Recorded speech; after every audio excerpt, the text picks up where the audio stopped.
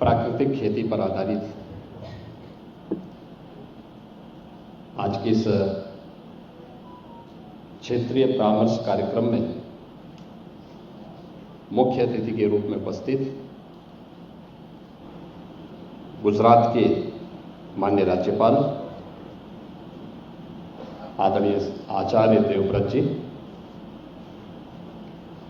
भारत सरकार के कृषि एवं किसान कल्याण मंत्री माननीय शिवराज सिंह चौहान जी, प्रदेश सरकार में मंत्रिमंडल के मेरे वरिष्ठ सहयोगी कृषि मंत्री श्री सूर्य प्रताप शाही जी, कृषि राज्य मंत्री श्री बलदेव सिंह ओलख जी, कार्यकारी सभासद कृषि लद्दाख श्री स्टॉनजिन जॉसफेल, प्रदेश के मुख्य सचिव श्री मनोज कुमार सिंह जी, कृषि उत्पादन आयुक्त डॉक्टर देवेश चतुर्वेदी जी,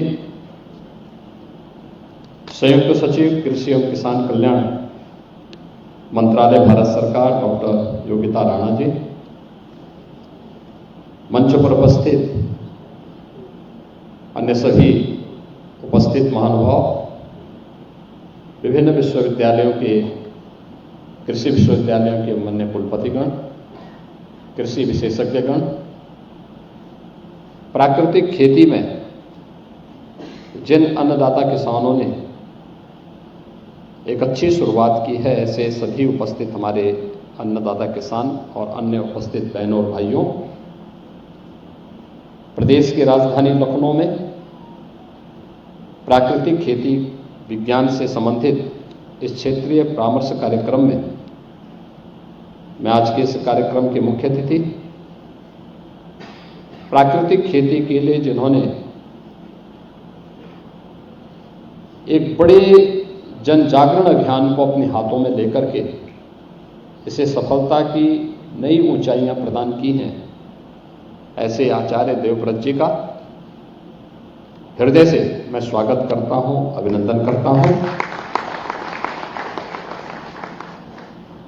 आचार्य जी ने भारत की ऋषि परंपरा को, जो धरती माता के प्रति हम सबके आग्रह को प्राचीन काल से, पौराणिक काल से ही हर भारतवासी को आग्रही बनाती रही है, उसका प्रतिनिधित्व करते हुए प्राकृतिक खेती के माध्यम से इस धरती माता को बचाने के एक संकल्प के साथ आगे बढ़े हैं। न केवल कुरुक्षेत्र में बल्कि हिमाचल प्रदेश और गुजरात आज आचार्य जी के इन कार्यक्रमों का उदाहरण बना हुआ है। इस अवसर पर मैं आप सबकी ओर से, प्रदेशवासियों की ओर से और देश के उज्जवल भविष्य के प्रति जो भी व्यक्ति आशा भरी निगाहों से आगे बढ़ता है, देखता है, उन सब की ओर से उनका हृदय से स्वागत और अभिनंदन करता हूं। आज यहां पर भारत सरकार के माननीय मंत्री कृषि एवं किसान कल्याण माननीय श्री शिवराज सिंह चौहान जी भारत सरकार में मंत्री बनने के उपरांत आज उनका लखनऊ आगमन प्रथम बार हो पाया है। मैं सबसे पहले उनके आगमन के लिए उनका हृदय से स्वागत करता हूं, अभिनंदन करता हूं। मध्य प्रदेश जैसे राज्य में कृषि उत्पादन की दर को देश के अंदर सर्वाधिक करने का गौरव भी उन्हीं के को जाता है। उन्होंने मध्य प्रदेश जैसे राज्य में वहां के किसानों के कल्याण के लिए जो अद्भुत कार्य किया था अपने मुख्यमंत्रित्व काल में, वो आज भी देश के अंदर उदाहरण है। और इसीलिए मध्य प्रदेश के उनके अनुभव और आज प्राकृतिक खेती के साथ कृषि और किसान कल्याण के साथ साथ ग्रामीण विकास के एक अद्भुत मॉडल देश की जनता, उनके अनुभव का लाभ लेकर के देखना चाहती है और इस दृष्टि से आज उनका मार्गदर्शन यहाँ पर आए हुए हमारे अन्नदाता किसानों को प्राप्त हुआ है। इस क्षेत्र के विशेषज्ञों के साथ इस संवाद के इस कार्यक्रम में मैं उनका हृदय से स्वागत करता हूं, अभिनंदन करता हूं। हम सब जानते हैं कि हरित क्रांति का लाभ अन्न उत्पादन करने में और उसकी उत्पादन क्षमता को बढ़ाने में प्राप्त हुआ, लेकिन यह अधूरा सच है। अगर आप 17वीं और 18वीं सदी के भारत के कुछ उन प्रांतों का, जिन्होंने अपने स्तर पर उन राज्यों में, उन क्षेत्रों में कार्य किया था, वहां की प्रकृति के द्वारा प्राकृतिक पद्धति से किए जाने वाली खेती के और उससे उत्पादन की उस दर को देखेंगे तो आपको लगेगा कि वास्तव में जो पिछले 100-150 वर्षों के अंदर देश को बढ़ाया गया तो उसमें कितना अंतर है। ऐसे बहुत सारे उदाहरण हैं आपके सामने और मैं चाहूंगा कि हमें इतिहास के उन पन्नों को पलटना ही पड़ेगा, क्योंकि जब धरती वास्तविक प्राकृतिक रूप में थी और उसमें समय के अनुरूप खेती किसानी के कार्यक्रम को आगे बढ़ाया गया तो देश के अंदर बहुत सारे क्षेत्र इसके उदाहरण हैं जहां पर हरित क्रांति के पहले उत्पादन खेती की ज्यादा थी। इसके बाद कुछ समय के बाद ठहराव आने के बाद जब उन क्षेत्रों में हरित क्रांति के बाद आधुनिक फर्टिलाइजर, केमिकल और पेस्टिसाइड का उपयोग होना प्रारंभ हुआ, कुछ समय के लिए हमें उत्पादन बढ़ता हुआ दिखाई तो दिया, लेकिन आज उसके दुष्प्रभावों से हम इस जीव सृष्टि को बचा पाने में बहुत कठिनाई महसूस कर रहे हैं। वो सीधे जहर के रूप में नहीं आ रहा है, लेकिन एक स्लो पॉइजन के रूप में वह हर व्यक्ति की धमनियों में घुसता जा रहा है। और ये केवल मनुष्य के लिए नहीं, अभी 2 वर्ष पहले की घटना है। उत्तर प्रदेश के अंदर हम लोग निराश्रित गो आश्रय स्थल संचालित करते हैं। लगभग हमारे पास 12 लाख से अधिक गोवंश निराश्रित गो आश्रय स्थलों में है, जिनमें से 11 लाख का व्यवस्था प्रदेश सरकार संचालित करती है। 1 लाख गोवंश किसानों को हम लोगों ने मुख्यमंत्री सहभागिता योजना के अंदर दे रखा है, जिसमें एक किसान को केवल हम 4 गोवंश तक ही अनुमन्य करते हैं। हर महीने उसका वेरिफिकेशन होता है, गाय सुरक्षित है, हृष्ट-पुष्ट है कि नहीं है। अगर है और सुरक्षित है तो हम उसे प्रति गाय हर महीने 1500 रुपये उस किसान को, परिवार को उपलब्ध करवाते हैं। 4 गाय पर 6000 रुपये महीने, हर महीने उसको उपलब्ध होते हैं। और तीसरी योजना है कुपोषित धात्री या बच्चे के लिए। उस परिवार को इस निराश्रित गो आश्रय स्थल से ब्याई हुई गाय हम उपलब्ध करवाते हैं और ब्याई हुई गाय उपलब्ध करवाने के बाद उस गाय से हम लोग वहां पर उस गाय को देने के साथ साथ उस परिवार को एक प्रति माह 1500 रुपया भी हम उस परिवार को उपलब्ध करवाते हैं। इस व्यवस्था को ले जाने के बाद जब हम लोग देखते हैं तो काफी अच्छे पैमाने पर जिन लोगों ने इस पे काम करना प्रारंभ किया उसके अच्छे उदाहरण में सामने आए। लेकिन हमारा अमरोहा में एक निराश्रित गो आश्रय स्थल था। अचानक वहां पर 12-14 गाय मर गई। हमने लखनऊ से टीम भेजी, IVI बरेली की टीम भी हमने वहां भेजी, अन्य विशेषज्ञों को भी मैंने भेजा। मैंने कहा मौत का कारण क्या है? अचानक किसी ने जहर तो नहीं दे दिया? देखा गया कोई जहर नहीं। फिर हमने चारे का परीक्षण करवाया तो पता लगा कि चारे में फर्टिलाइजर इतना ज्यादा पड़ चुका था कि उसके बाद वो गाय मरी है। और बड़े पैमाने पे इस प्रकार की घटनाएं मैं 2-3 बार उत्तर प्रदेश के अलग अलग जनपदों में इस प्रकार की घटनाएं देख चुका हूं। आप मुझे बताइए, एक गाय अत्यधिक केमिकल और फर्टिलाइजर का उपयोग करने की उस क्षमता को बर्दाश्त करने की स्थिति में नहीं है, तो मनुष्य कहां होगा? मनुष्य की क्या स्थिति होती होगी?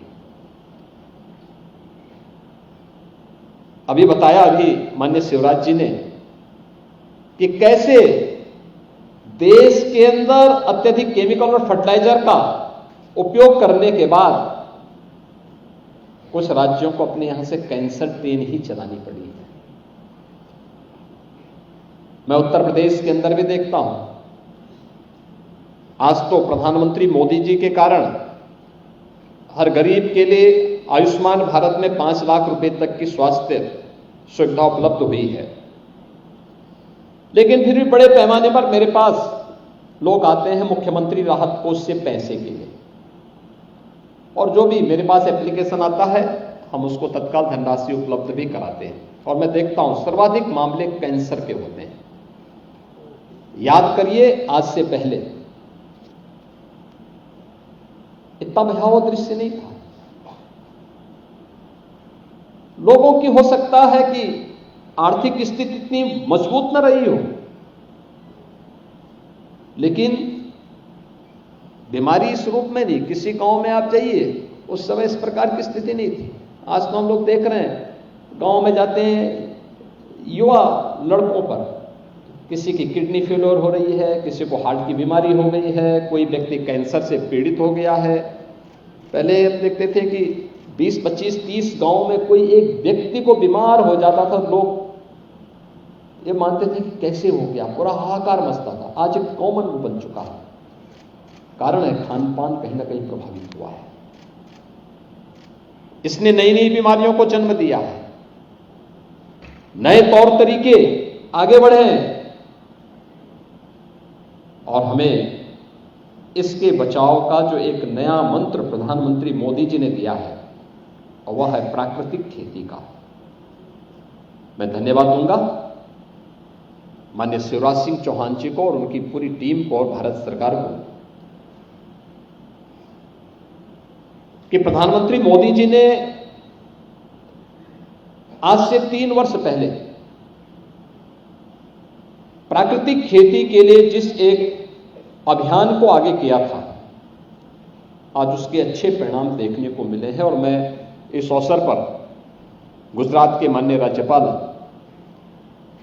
आचार्य देवव्रत जी का हृदय से मैं धन्यवाद दूंगा कि जब भी हम उन्हें आमंत्रित करते हैं, वे उत्तर प्रदेश में आकर के हमारे कृषि विशेषज्ञों के साथ, किसानों के साथ यहाँ संवाद बनाते हैं, उनका मार्गदर्शन करते हैं। और आज इसके बारे में लोगों के मन में एक भाव जागृत हुआ है। वो सच है, पहले शुरू में लोगों के मन में एक भाव था कि क्या होगा, कैसे होगा, और खासतौर पर कृषि विशेषज्ञ जो थे, इसके एक्सपर्ट जो थे, उन लोगों में कुछ ज्यादा ही वो था, अरे हो ही नहीं सकता है। लेकिन आज जब वह उसके डेमोन्स्ट्रेशन को देखते हैं, और इसमें जो बताया गया कि हमें बीज से लेके बाजार तक इसके प्राकृतिक स्वरूप को बनाए रखना होगा, और उत्तर प्रदेश जैसे राज्य में इसकी व्यापक संभावनाएं हैं। उत्तर प्रदेश में अगर हम देखेंगे तो हमारे पास खेती योग्य जो भूमि है, देश की कुल कृषि योग्य भूमि का लगभग 12% यूपी के पास है। लेकिन जितनी भूमि हमारे पास देश की है, इसमें 17% आबादी रहती है, और उत्तर प्रदेश इसी देश की कुल कृषि उत्पादन से संबंधित कृषि योग्य भूमि में हम देश के अंदर 20% खाद्यान्न का उत्पादन करते हैं। पर्याप्त जल संसाधन हमारे पास है,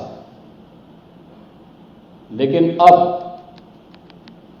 हमें आज की आवश्यकता के अनुरूप उस क्वालिटी पे भी ध्यान देना पड़ेगा जो हैप्पीनेस इंडेक्स को सही मायने में जमीनी धरातल पर उतार सके। पहले भारत के बारे में क्या धारणा थी कि लोगों के पास साधन कम थे तो आवश्यकताएं भी कम थी। आवश्यकताएं कम थी तो व्यक्ति में खुशहाली ज्यादा थी।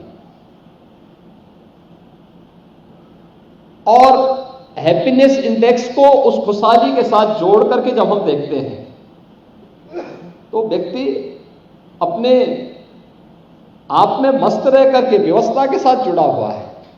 हम देखते थे गांव में उस सरकार पे निर्भरता उसकी ना के बराबर थी, ना के बराबर सरकार पे निर्भरता। लेकिन राष्ट्रीय आंदोलन में जब बात आती तो बढ़ चढ़ करके भाग लेता था।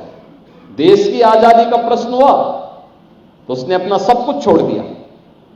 किसी ने प्रैक्टिस छोड़ दी, किसी ने खेती बाड़ी छोड़ दी, किसी ने स्कूल छोड़ दिया और कहा देश को आजाद कराना है, देश से अपेक्षा कुछ नहीं।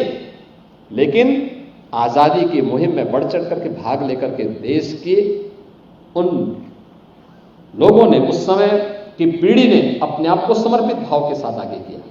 आज हम चाहते हैं सब कुछ देश हमें दे, लेकिन हम देश के लिए कुछ नहीं कर पाएंगे। यह भाव मुझे लगता है हमें छोड़ना ही पड़ेगा। और उस दृष्टि से आज का यह कार्यक्रम बहुत महत्वपूर्ण है कि आज की आवश्यकता है, उत्पादन भी बढ़ाना है, लेकिन साथ साथ वह जो व्यक्ति इसका उपयोग करे उसके लिए यह लाभदायक भी हो।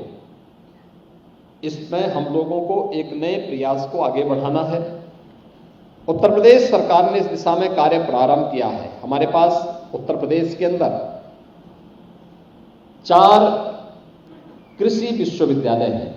एक 5वां विश्वविद्यालय भी हमारा कृषि विश्वविद्यालय का बनने जा रहा है। हमारे पास 89 कृषि विज्ञान केंद्र भी हैं और 2 केंद्रीय कृषि विश्वविद्यालय उत्तर प्रदेश के अंदर संचालित हैं। इन सभी कृषि विश्वविद्यालयों के माध्यम से कृषि विज्ञान केंद्र और हर जनपद में मंडी समिति को भी हम लोगों ने कह रखा है कि प्राकृतिक खेती से जो भी प्रोडक्ट आता है, जो भी खाद्यान्न आता है, उसके सर्टिफिकेशन के कार्यक्रम को हम लोगों को आगे बढ़ाना है और बीज से इसकी शुरुआत होनी चाहिए और फिर जब वह बाजार तक पहुंचे तो उसको तत्काल सर्टिफिकेशन के साथ जोड़ करके अच्छा दाम मिले। उसके लिए हर मंडी में इसके लिए स्टोर बनाइए, वहां से इसका दाम मिले, इसका प्रचार प्रसार हो। और कुछ जगह हम लोगों ने प्रारंभ किया है। हम लोगों ने सभी 6 की 6 कृषि विश्वविद्यालयों से कह रखा है कि आप अपने यहां सर्टिफिकेशन की लैब्स इंप्रूव करिए, धनराशि स्टेट गवर्नमेंट आपको उपलब्ध कराएगा। और हम लोगों ने मंडी से उस धनराशि की व्यवस्था के लिए पहले से प्रावधान कर दिया कि वहां पे तो पहले से लैब्स हैं, उस लैब्स को उनको थोड़ा सा अपग्रेड कर देना है। और एक कार्यक्रम भी हम लोग प्रदेश के अंदर चला रहे हैं। अभी यहां पर आचार्य जी इस बात को कह रहे थे कुछ देर पहले, उन्होंने कहा कि हम लोगों ने गुजरात में एक विश्वविद्यालय को, कृषि विश्वविद्यालय को प्राकृतिक विश्वविद्यालय, प्राकृतिक खेती से संबंधित विश्वविद्यालय के रूप में विकसित किया है। इसमें एग्रीकल्चर का हो, हॉर्टिकल्चर का हो, वेजिटेबल का हो, इस सब का उत्पादन जो भी हो वह प्राकृतिक पद्धति से हो और इसके लिए प्रशिक्षण और इस पर शोध के कार्यक्रम को हम आगे बढ़ा सकें। इस दृष्टि से कार्यक्रम वहां पे उन्होंने प्रारंभ किया है। और यहां पे मैंने कृषि मंत्री से भी कहा है किसी एक विश्वविद्यालय को हम लोग इसके लिए चयन करें, खासतौर पर जहां पर तत्काल हम इस कार्यक्रम को आगे बढ़ा सकें। 9 क्लाइमेटिक जोन यूपी के अंदर है। हर क्लाइमेटिक जोन में हम लोगों ने एक सेंटर ऑफ एक्सीलेंस, कृषि विज्ञान केंद्र को सेंटर ऑफ एक्सीलेंस के रूप में विकसित करने की कार्रवाई को आगे बढ़ाया है। और हम चाहेंगे कि इसमें हम प्राकृतिक खेती को, प्राकृतिक हॉर्टिकल्चर को, प्राकृतिक वेजिटेबल को प्राकृतिक पद्धति से, इन सभी को हम उसके साथ आगे बढ़ा सकेंगे। तो मुझे लगता है कि आज उत्तर प्रदेश के अंदर कृषि विज्ञान केंद्र देखने लायक स्थिति में बन चुके हैं। 2017 के पहले तो स्थिति वहां पे बड़ी अराजकता की सी थी, जंगल उगे हुए थे। आज हम देखते हैं हर कृषि विज्ञान केंद्र में कुछ ना कुछ एक्टिविटीज शुरू हुई है। आज वे देखते हैं वहां पे कि वहां पर जैसे कुछ भी देखो तो वहां पे कुछ ना कुछ किसानों का प्रशिक्षण कर रहे हैं, डेमोस्ट्रेशन कर रहे हैं, हॉर्टिकल्चर के लिए और एग्रीकल्चर के लिए, वेजिटेबल के लिए, या फिर श्री अन्न के लिए, या फिर वेटनरी के लिए अच्छा गौवंश हो। मैंने देखा है आचार्य जी की यहां कुरुक्षेत्र गुरुकुल में जाकर के मैंने स्वयं देखा कैसे गाय की देसी नस्ल की ब्रीड को उन्नत नस्ल में बदला जा सकता है प्राकृतिक पद्धति से ही। कैसे खेती विपरीत परिस्थितियों में अच्छी हो सकती है। ग्लोबल वार्मिंग के दुष्प्रभाव से हम खेती को भी कैसे बचा सकते हैं, यह भी मैंने अपनी आंखों के सामने वहां जाकर के देखा है। और उसके बाद जब मैं स्वयं देखा हूं तब मैंने अपने कृषि मंत्री और अन्य लोगों को, यहां के अधिकारियों से भी कहा, मैंने कहा भी अब आप लोग एक बार फुर्सत निकाल करके होकर के आओ, देखो, पहले देखो और फिर औरों को दिखाओ, तो मुझे लगता है उसका लाभ होगा। और आज यही कारण है कि उत्तर प्रदेश जैसे राज्य में 1 लाख हेक्टेयर एकड़ भूमि में प्राकृतिक खेती के प्रति लोगों में जागरूकता पैदा हुई है। बुंदेलखंड के 7 जनपदों में और गंगा जी के किनारे हमारे जो 27 जनपद हैं, इन सभी जनपदों में इसके प्रति व्यापक जन जागरण का एक कार्यक्रम लोगों ने चला करके इस अभियान के साथ जुड़े हैं। इसके परिणाम अच्छे आएंगे, बशर्ते हम सब अपने मिशन से पीछे न हट करके इस अभियान को सफलता की नई ऊंचाई तक पहुंचाएं। आज के इस अवसर पर मैं एक बार फिर से यहां पर आज के इस समारोह के मुख्य अतिथि आचार्य जी का, माननीय शिवराज जी का, भारत सरकार से आए हुए अपने सभी अधिकारियों का, यहां पर उपस्थित जितने भी हमारे कुलपतिगण हैं, कृषि विशेषज्ञ गण हैं, अन्नदाता किसान हैं, इन सब का इस क्षेत्रीय परामर्श कार्यक्रम में हृदय से स्वागत करता हूं और विश्वास करता हूं कि हम सब मिलकर के प्रधानमंत्री मोदी जी के विजन को जमीनी धरातल पर उतार करके भारत के उज्जवल भविष्य को आगे बढ़ाने में अपना योगदान दे पाएंगे। आप सबके प्रति इस पूरे अभियान के और कार्यक्रम के प्रति मेरी शुभकामनाएं हैं। धन्यवाद। जय हिंद।